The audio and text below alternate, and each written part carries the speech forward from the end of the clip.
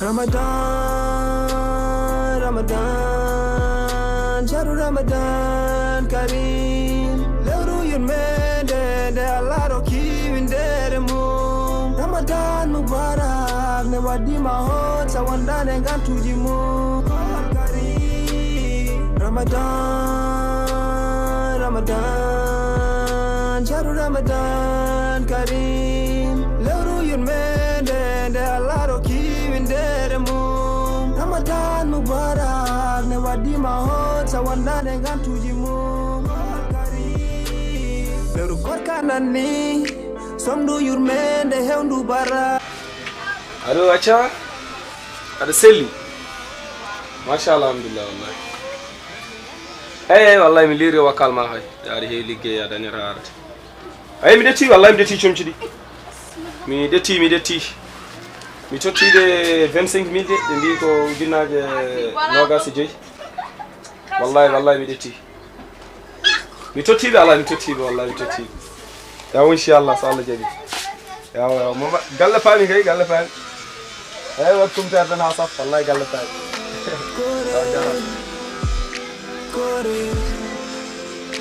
Kore Jabu koko for la eme Kore mi detti mi tottide 25 mille de mbi ko ujunnaje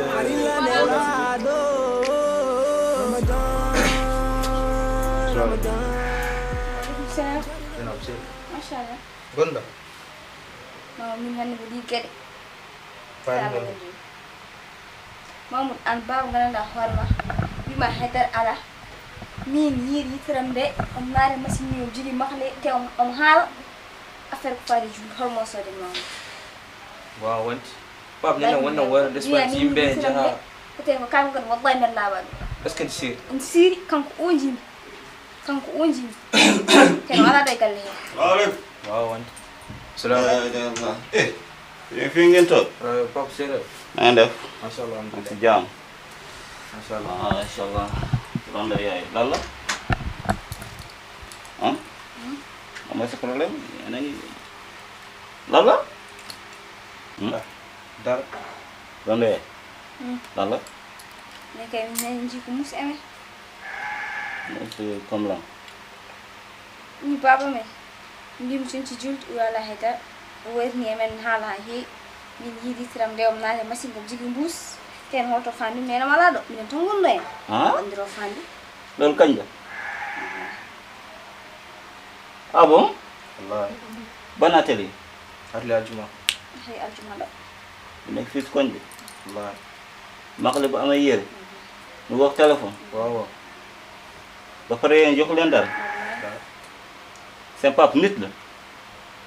Xawma. Yow nak nga amé xaliss say dom laaj nga ba ñu joxe ba pare diko joxe fenen.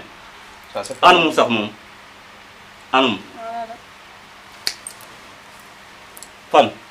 mi joni ñamara ko jiiden fof la jeey gonti yimo pofton Kato. ti an kala laada galle ko la kadi an wona imam ya oppu jeeyi kala ni jiida adane lafajam adane darrajam adane fof Li ngay def xal yi man. farana Wala ma def na baye xal yi ñu gën dama bëgg waxtaan ak yow déglu ma fi. puda jabra ko Jami jodi ami gar. Baye xal yi. jesse ba do pade be ila Mag. an jiida fo ala galle kadi an kada la chommi wadane jontidi pour ka do Sa ala sama ala la. ida Sa ala di sama ala la. de jiida go fo bangi mum sala Pas problème. Wa déglu ma. Wax dëgg dafa jox. gonga yene ari Non, déglu ma. jibina Déglu ma. Yow baaxoo sant yàlla. Yow li nga am. Li la yàlla may. Li alhamdulillah nga yor. kunukuma Masha Allah du jeex. alhamdulillah Waaw yow sa ay doom laaj lu tax mënoo sax jël benn sum jox leen te yow ñoom seen yaay nekku fi. Tey rafetlu xale yi ñu gis seen morom di sol te ñoom soluwul. Yow nga yaakaar ni nga mel baax. Ba pare waxuma gaa xale yi de. Déglu ma. Yow di nga yor.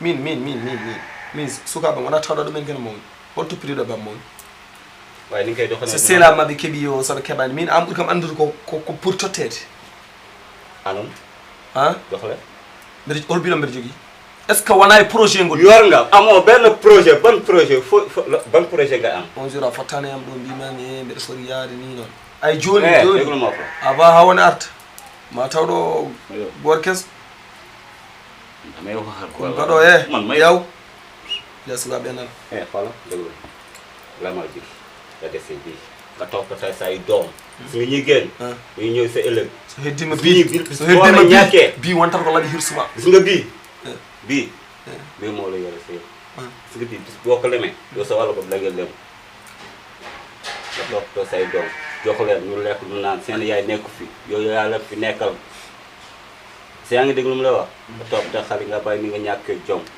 ñàkk nga jom trop waaye yaakaar nga mel baax bàyyi sa kër dem doxaani fenn yow xam waaye laa la wax te man duma xali man maa ngi dégg samay leertal man duma xali de affaire doxaani ɗum noon en keɓde goo laa la wax yow doxankat mag nga yaa fi dàq doxan koñ bi sonnal nga waaye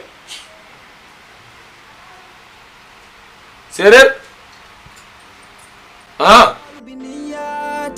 usta bakatuji ɓeyde baraji ma shahru ramadan hitande fof ko lewrugi jangon ɓe tawtoraka ɗum hoto hat hoore ma ñamda yarde tawa hoora ndela hutuɗa ko hoore ma na tinda jokkudem ko toddakima ine bonna ñallowma ma saabu guite ma ne koy noppi ma kamɓe ɗemgal ma waɗe tede ma mumene koy